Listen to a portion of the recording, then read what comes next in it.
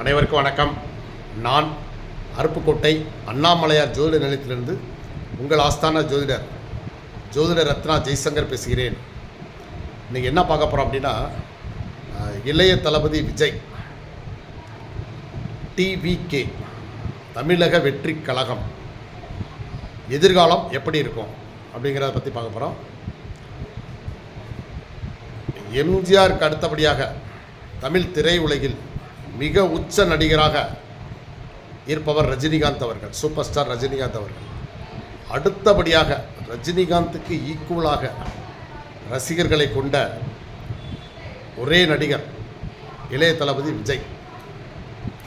ஏன்னா மற்ற நடிகர்கள் இந்த அரசியலுக்கு வரல. விஜயகாந்த் வந்தார், ஒரு மக்கள் சக்தியை பெற்றார். ஆனாலும் அதை அவர் முறையாக கையாளாததுனால அவ்வளோ பெரிய மாபெரும் சக்தியை இழந்து இன்றைக்கி கழுதை இதேந்து கட்டரும்பாக போயிடுச்சு அந்த தேமுதிக. சரிங்களா? ஆனால் விஜய் அவர்கள் கிட்டத்தட்ட தமிழ் திரையுலகின் இன்னைக்கு இருக்கிற நிலைமையில் சூப்பர் ஸ்டாராக இருக்கார். சூப்பர் ஸ்டார் நிலைமையில் ஒரு மிகச்சிறந்த ஒரு மக்கள் சக்தியை கொண்டிருக்கார். ஆனால் அந்த ரசிகர் பட்டாளத்தை அரசியல் கட்சியாக இப்போ மாற்றிருக்கார். டிவிகேன்னு தமிழக வெற்றி கழகம்னு தொடங்கியிருக்காரு.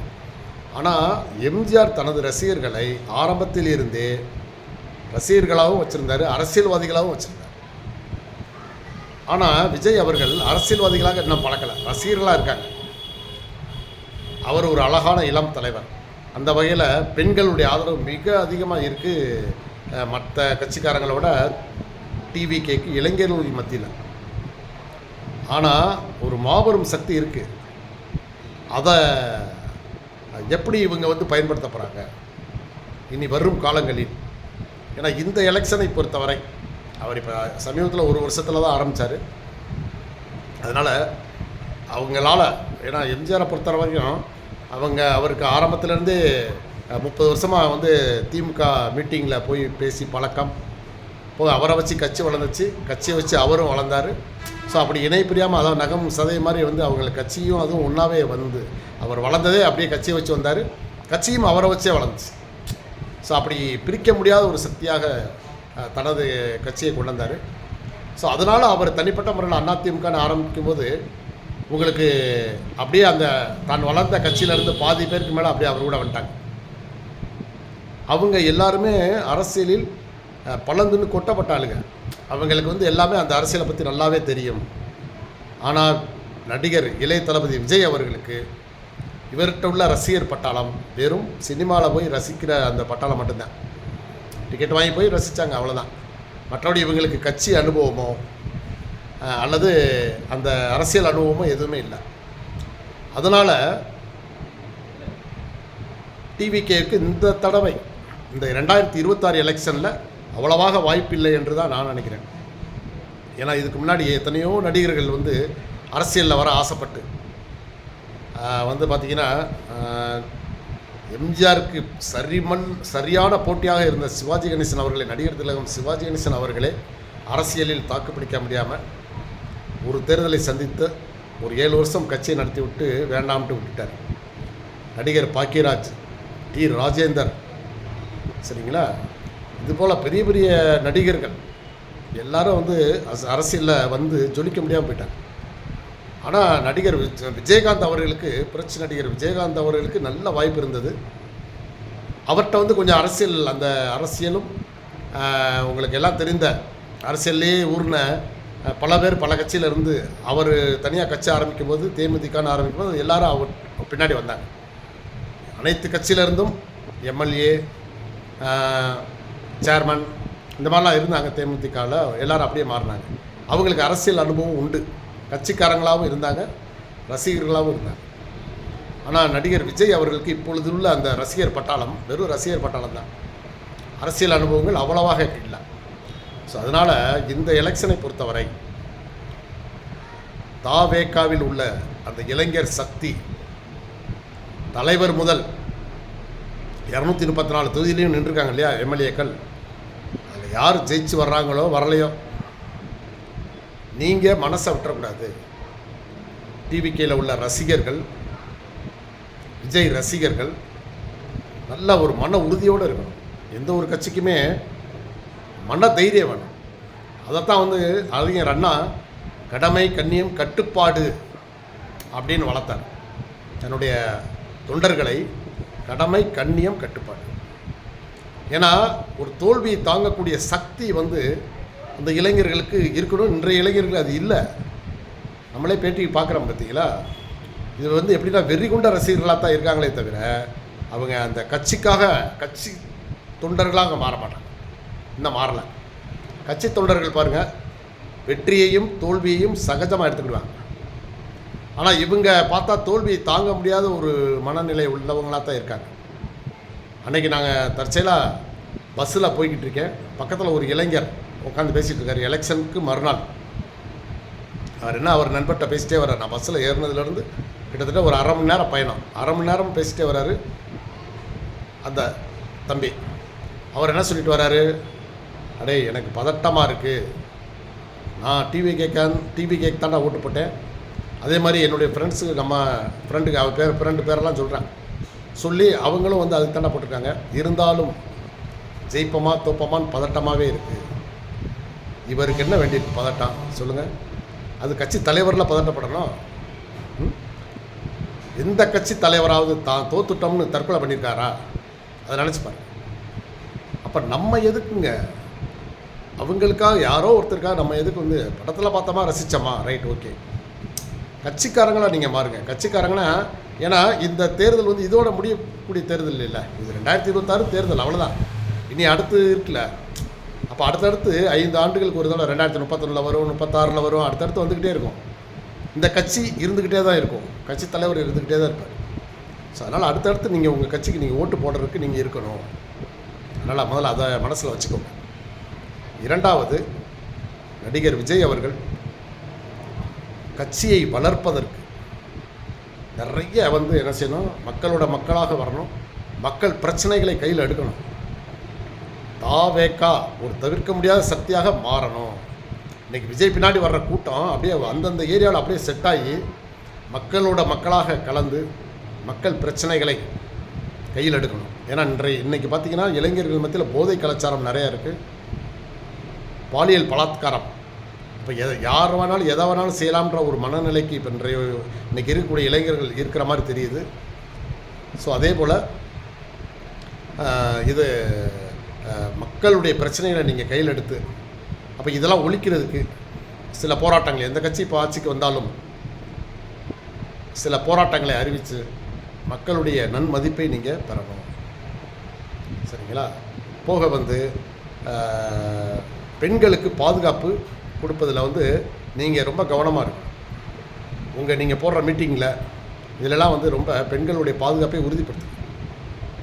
அதே போல் ஒரு கட்சியை வலுப்படுத்துங்கள். எப்படின்னா, எம்ஜிஆர் எப்படி அவர் நடிச்சுக்கிட்டே 15 நாள் நடிக்கிறார். 15 நாள் வந்து அரசியல் சுற்றுப்பயணம், மீட்டிங்கு, அது இதுன்னு அடிக்கடி அந்த தலைவர்களை, கட்சி நிர்வாகிகளை சந்திச்சுக்கிட்டே இருப்பார். அதே போல் நீங்களும் உடனடியாக இப்போ நீங்கள் வந்து நான் திரைப்படத்திலேருந்து விலகிக்கிட்டேன் அப்படின்னு பேட்டி கொடுத்துட்டீங்க. ஆனால் நீங்கள் கண்டிப்பாக திரையுலகிலையும் இருந்துக்கிட்டே இருந்தால் தான் அரசியலில் ஜொலிக்க முடியும். அதனால் நீங்கள் அடுத்த 5 ஆண்டுகளில் வருடத்திற்கு ஒரு படமாகவும் நீங்கள் கொடுத்தீங்கன்னா தான். ஏன்னா அப்போ தான் வந்து நீ அடுத்தடுத்து வரக்கூடிய இளைஞர்கள், நீ அடுத்த எலெக்ஷனில் புதுசாக ஓட்டு போடுறதுக்கு வருவாங்க பார்த்தீங்களா, அவங்ககிட்டையும் நீங்கள் நன்மதிப்பை பெற முடியும். அவங்களும் உங்களுக்கு சப்போர்ட்டர்ஸாக மாறுவாங்க. இப்போ இருக்கிறவங்க கட்சிக்காரங்களாக மாறிடுவாங்க. அவங்க ரசிகர்களாக இருந்து அப்படியே உங்களை ஃபாலோ பண்ணுவாங்க. அடுத்த தலைமுறை, முதல் தலைமுறையாக ஓட்டு போடுவாங்கள்ல அவங்க. ஸோ அதனால் நீங்கள் எப்பயுமே ஒரு தொலைநோக்கு பார்வையோட உங்களுடைய கட்சியை வளர்ப்பதற்கு, ஏன்னா அரசியலில் ஒரு மிகப்பெரிய ஒரு எதிர்காலம் உங்களுக்கு இருக்குது. ஆனால் அதுவரை இருக்கணும். எம்ஜிஆர் அவர்களுக்கு குடும்ப வாழ்க்கைங்கிற இதில் அவர் என்னதான் வந்து இதாக இருந்தாலும் மக்கள் மத்தியில் மிகப்பெரிய செல்வாக்கு இருந்துச்சு. ஸோ அதனால் அவர் அதில் வந்து அந்த விஷயத்தில் வெற்றி கண்டார்.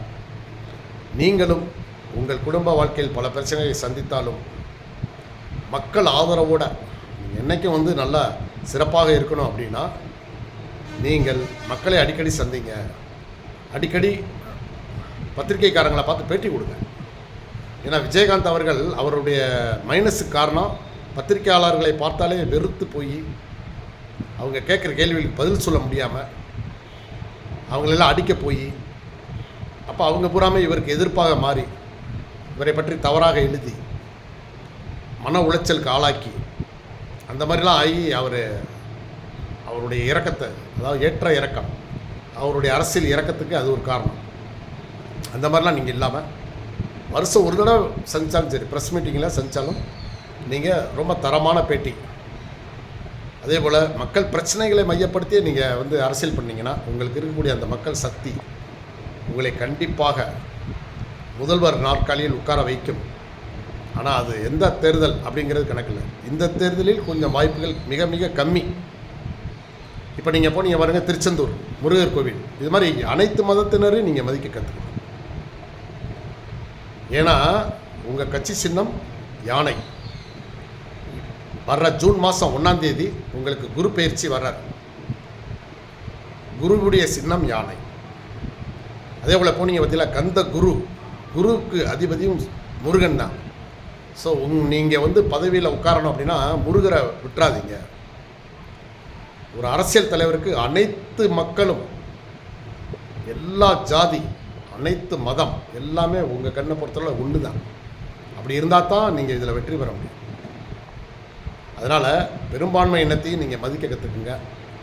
நீங்கள் இப்போ திருச்செந்தூர் போயிட்டு வந்தீங்க பார்த்தீங்களா, அது ஒரு இன்றைக்கி அது ஒரு தொடக்கம்னு வச்சுக்கோங்க. உங்கள் வெற்றியின் தொடக்கம் திருச்செந்தூர் தான். ஸோ இதே போல் எல்லா கோயில்களுக்கும் போங்க. நீங்கள் இங்கே தான் போகணுன்றது இல்லை, இந்து கோயிலுக்கு தான் சொல்லலை. ஆனால் இந்து கோயிலுக்கு நீங்கள் போங்க, மக்கள் மத்தியில் உங்களுக்கு நல்ல மதிப்பு வரும்.